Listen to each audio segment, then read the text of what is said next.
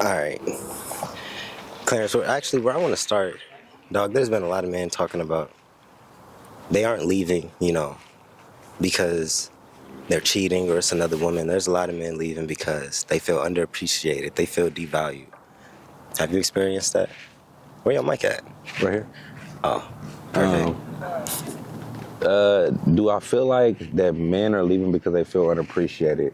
Like, have you ever been unappreciated? Yeah, absolutely. I think feeling unappreciated is really like a you thing still though, because like you wouldn't feel unappreciated if you felt confident in your gift or your offering.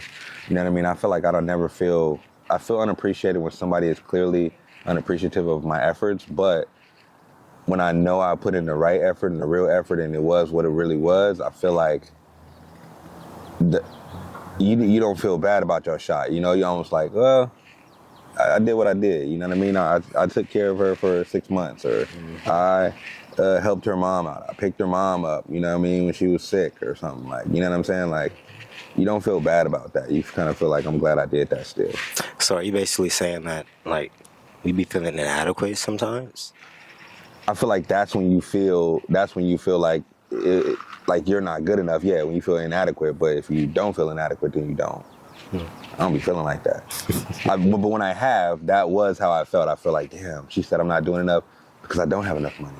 Because you know what I mean? In my mind, that's what I was thinking. So, That's actually crazy. I think it's actually just because I'm talking to a different character type of a man right now, a different character trait. Because a lot of men, they've been I'm not going to say complaining, but they've been complaining. Like, they don't appreciate the things that we do. They be cheating. They because be that hurts. breadcrumbing. That hurts. It hurts, but then it comes down to, like, are you talking to the right type of woman? Exactly. That's always what I tie it back to. Like we were saying before we got here, are you choosing the right type of woman? Because you can get in front of my face and start saying, oh, women do this, they do that, they do this and that. But then I'm going to look at you and be like, well, I'm looking at a couple that don't do that. So why you choose that one? Come on. So it'd be like, it kind of be hard for me to like sympathize with men sometimes because we are honestly the choosers in the situation. 100%. We are the ones that's choosing at the end of the day. 100%. Like, they choose, of course, but when it comes down to getting on one knee, true marriage, actually, like, committing, a lot of that is in the man's control. 100% of that is in the man's control. My point.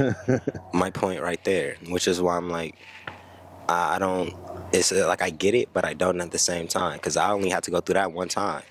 Yeah. Once I learned the lesson, I don't do it no more.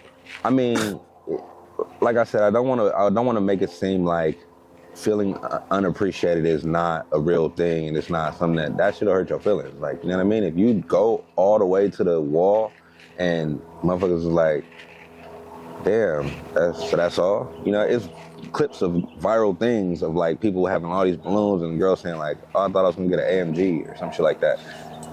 Unappreciative ass woman. But even then, I feel like you kind of know the woman that you're dealing with. 100%. You get what I'm saying? Like, yes. if you met this girl like on Rodeo Drive, she was walking out of fucking, I don't know, Saks Fifth or some shit like that with a $10,000 bag on, and you try taking her to a first date, and it's at, I don't fucking know, this mom and pop coffee shop in the hood. What did you think was gonna happen? Is she being bougie, or did you just pick you just picked the wrong girl? Exactly. She was out your caliber. She wasn't. You couldn't give her what she needed. And sometimes we do that and we play that role and we get caught up in that moment, and then we start to realize it later on and be like, oh, this girl's out for my money. No, she's not. That's just her lifestyle. That was her lifestyle. And you actually tricked yourself to think that you were a part of that lifestyle. So you were in it and you was living it and you could maintain it because you work hard and you got a job and all this other stuff. But nigga, this is not your life. This is not your level. This is not your realm. Mm-hmm. It's okay to go to where your realm is and where you will feel appreciated and somebody will be there for you and like will lift you up. You know what I mean? It's pretty... It's not rocket science. So I think, it's the one thing that was popping up in my head is we're not dating on our level. We be dating outside of our caliber and getting mad when they act in ways that's not cohesive to what we want. Higher and lower. Bro, I was on a one-on-one call with a girl. I was like, if you're not a hoe, stop going after men who want hoes. You want to know a funny story? I know a pimp, right? Who used to be a pimp back in the day. You want to know who his wife used to be? She was an ex-hoe. he more than likely ran across a couple good girls, but the good girls couldn't handle that type of man. It took a hoe and a pimp, and to get together in order for that relationship to work. And that's basically what I'm saying. Like, date within your like your realm. Date what you know is matching your energy. We be trying to go after polar opposites, then get mad when they want the polar opposite than we do. Date conducive to your mental health. Basically. You know what I'm saying? Like, if you got this bad joint, and I've done this before, I got a bad joint, and I'm like, yeah, I'm doing what I'm doing, and every time I go out, I'm stressed because niggas is trying to holler. Niggas don't even care that I'm there because she's so cold, they gonna holler anyway. And That'd be blowing me. and that makes you then want to get into your masculine and be like, what? You like buck up. Now you bucking up and you're like, why am I Right. having to have these kind of experiences? But you know what's kind of wild though? There's this debate, and I'd be like, you're supposed to let the woman handle that. If a nigga's walking up to her too much in the club, whatever, and you there with her, she's supposed to be saying, nah, I'm cool, I got a man. You shouldn't be saying nothing. But then there's certain girls that be like, aren't you supposed to be a man? Say something, speak up, defend your territory. I mean, What do you think? let's break it down to, I feel like before we even get there, there's like introverted people, extroverted people. She might be an introvert. A lot of the girls who I've ever dated have been really introverted. So they might not want to say nothing for real. They're like, bro, you say something, please. Right. Get him off of me.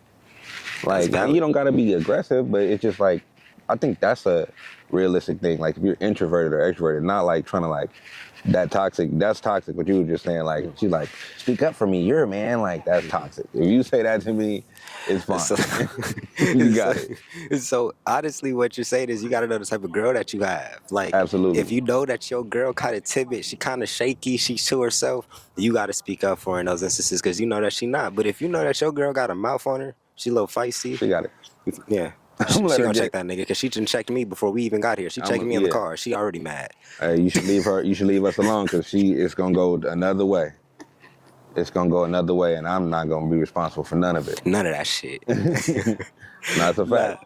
Nah, that's valid. So I'm actually happy that we have the same perspective on that because I'm just being honest with you, bro. I've been running across so many hurt men who don't realize it's the women that they're choosing, and you're just not even on the frequency or the vibration for the good women to even see you. They look at you and know that you're toxic because of the way that you acting, the way that you talking, just how you handling your life. And the only things that are attracted to you is the toxic women because you're exhibiting toxic ass shit. Like birds of a feather flock together. If you getting cheated on, you got that dog in you too. That's why you attracted that. Facts. People don't be tapping into that. Yeah, you probably found her on a cheat. If you trying to be nonchalant, you got the nonchalant joint on the side. Now when you want her to be a girl and she nonchalant, you like, why are you so nonchalant? Like, bro, that's what you chose. That's how you got with her. That y'all had the time. Y'all was having a nonchalant time. That's when y'all was spending the time, and you fell in love with that time. It's only a moment. You fell in love with how she was dubbing niggas and ignoring niggas. Then when she started ignoring you, you got mad at her. Nah, that's the type of girl that you chose. She was already that. She was already acting like that. She was already that. And you decided to get on board. Yeah. Nah, that's valid. Do you have anything else you want to give on that topic? Because I think the main one. Yeah, I think we touched it. Y'all got to tighten up. That's fact. I can't say nothing but tighten up. Reflect. Self-reflect.